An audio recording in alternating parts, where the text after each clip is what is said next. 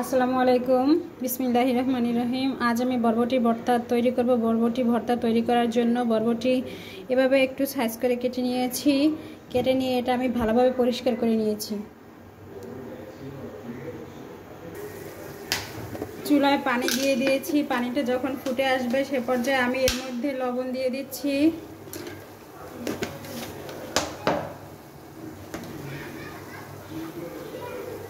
এখন এর মধ্যে আমি বরবটিগুলো দিয়ে সেদ্ধ করে নেব।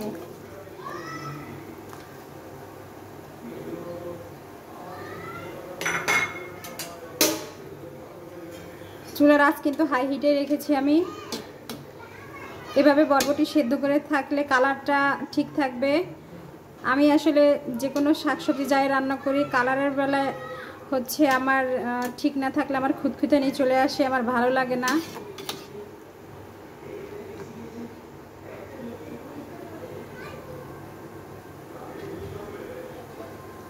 এভাবে আমি 2 মিনিটের মতো সেদ্ধ করে নেব। হাই হিটে 2 মিনিট ধরে সেদ্ধ করে নিয়েছি। সেদ্ধ হয়ে গিয়েছে, এই যে দেখা যাচ্ছে। এখন আমি পানিটা ঝেড়ে নিব।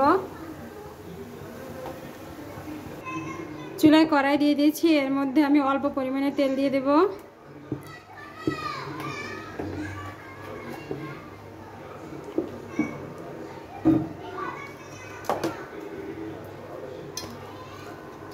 এর মধ্যে আমি দিয়ে দিচ্ছি চিংড়ির মাথা এবং ছাপ্পাগুলো।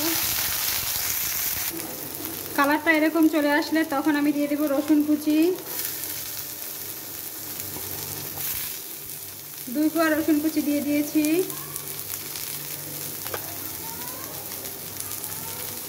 দিয়ে দিচ্ছি কাঁচামরিচ 3টা।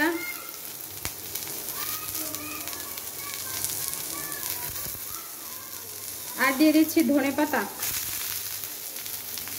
এটা আমি ধুয়ে পানি ঝরিয়ে রেখেছিলাম।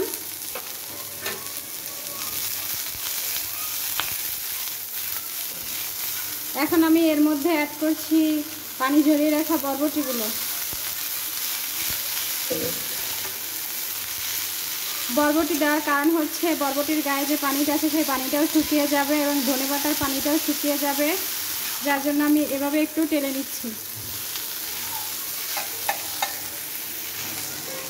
পানিটা শুকিয়ে গেছে। এখন আমি চুলাটা বন্ধ করে দিব। এটা যখন মোটামুটি ঠান্ডা হবে সেই পর্যায়ে আমি এটা বেটে নেব। এখন আমি বেটে নিচ্ছি।